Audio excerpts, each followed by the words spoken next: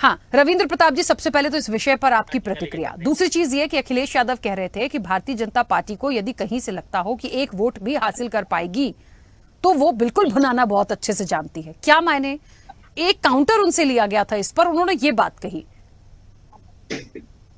ये बिल्कुल सही है, क्योंकि ये कभी पसमानदा ड्राइव चलाएंगे, कभी शुक्रिया मोदी भाईजान ड्राइव चलाएंगे, कभी आप बता रहे सौगाते मोदी चलाएंगे।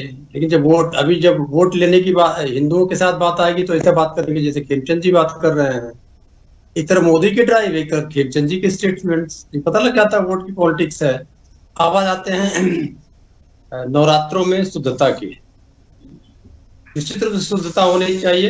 तो उसमें शुद्धता दो प्रकार की है, एक व्यक्तिगत शुद्धता है, एक कानूनी शुद्धता जो हमको हमारे संविधान ने दी है। जितना भी खेमचंद जी ने बोला है वो संविधान का विरोध करती है बातें। अब आते हैं क्यों संविधान का? आपके घर के बगल में अगर कोई बकरा काट रहा है नवरात्रों में तो ये आपके घर की आपकी भावनाओं का विरोध नहीं है? आपकी भावनाओं का विरोध नहीं है? आपके अपार्टमेंट में एक मिनट खेमचंद जी प्लीज उनको बात तो पूरी करने दीजिए ना। मैं समय दूंगी, आपत्ति है बिल्कुल बोलिएगा, मैं वक्त दूंगी, प्लीज उनको कंप्लीट तो करने दीजिए। आए तो कि कहां से कौन सी चीज का उल्लंघन हो गया। हाँ बोलिए रविंद्र जी। तो हमें खाने का और अपने तरीके से जीवन जीने का अधिकार हमारा संविधान देता है। तो कोई भी जो अपने तरीके से धार्मिक स्वतंत्रता का पालन करते हुए अपने त्योहार को मना रहा है, उसको रोकने के लिए अगर कोई भी बात करता है तो संविधान विरोधी है। अब आ जाते हैं हिंदू संस्कारों पे। यही बात इनको जाके नागालैंड में कहनी चाहिए, मेघालय में नहीं कहनी चाहिए, मणिपुर में कहनी चाहिए, ज्यादा प्रभाव पड़ेगा। और उसको दिखाना भी चाहिए करके।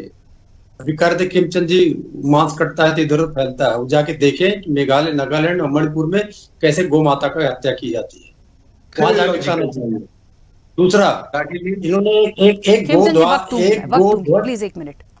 गोध्वज स्थापना यात्रा निकाली गई थी, इन्हीं की सरकारें हैं नागालैंड, मेघालय, मणिपुर में, वहां जान घुसने भी नहीं दिया। फिर बीफ एक्सपोर्ट्स में हम पहले दूसरे तीसरे नंबर पे रहते हैं, उनसे भी कह दीजिए मोदी जी से कि बंद करा दें 7 दिन के लिए। ये जो पशु वधशालाओं में पशुओं का वध किया जाता है 7 दिन के लिए बंद करा देना नवरात्रों में। वहां से सबसे ज्यादा गंदगी फैलती है, मांस के रूप में भी, खून के रूप में भी, और जो जितने भी डरविस निकलते हैं सबसे ज्यादा गंदगी फैलती है। तो 7 दिन वहां भी बंद करा दें। बात यह है कि किसी का अतिक्रमण नहीं करना चाहिए। अगर ये उन्माद फैलाने के लिए है तो ये बताना चाहिए कि सौगाते मोदी क्या है, शुक्रिया मोदी भाईजान क्या है। ये दो स्टेटमेंट अलग अलग हैं। तो मुझे लगता है कि जो भारत के संविधान ने कहा हुआ है उसको मानते हुए रिलीजियस फ्रीडम देना चाहिए। जो आदमी अपने तरीके से फैला रहा है अपना मनावे, जरूर ये ध्यान रखे कि दूसरे धर्म के लोगों की भावनाएं आहत ना हो, हिंदू हो चाहे मुसलमान हो। अभी आप खाली वोट की पॉलिटिक्स के लिए यहीं पर डबल कर दे रहे हैं आप। तो इसलिए मुझे लगता है कि जो इतने तीज त्योहार पर आज से भारत में नहीं मनाए जा रहे हैं, हजारों साल से मनाए जा रहे हैं, ऐसी स्थितियां तो कभी नहीं आई जो पिछले 10 साल से आ रही हैं। तो मुझे लगता है इस पे रोक लगा के जो भी भारत के संस्कार हैं और जो भारत का संविधान है उसका पालन करते हुए त्योहारों को, सभी धर्म के त्योहारों को उनके हिसाब से मनाने की छूट दी जानी चाहिए। ठीक है, चलिए वापस आऊंगी।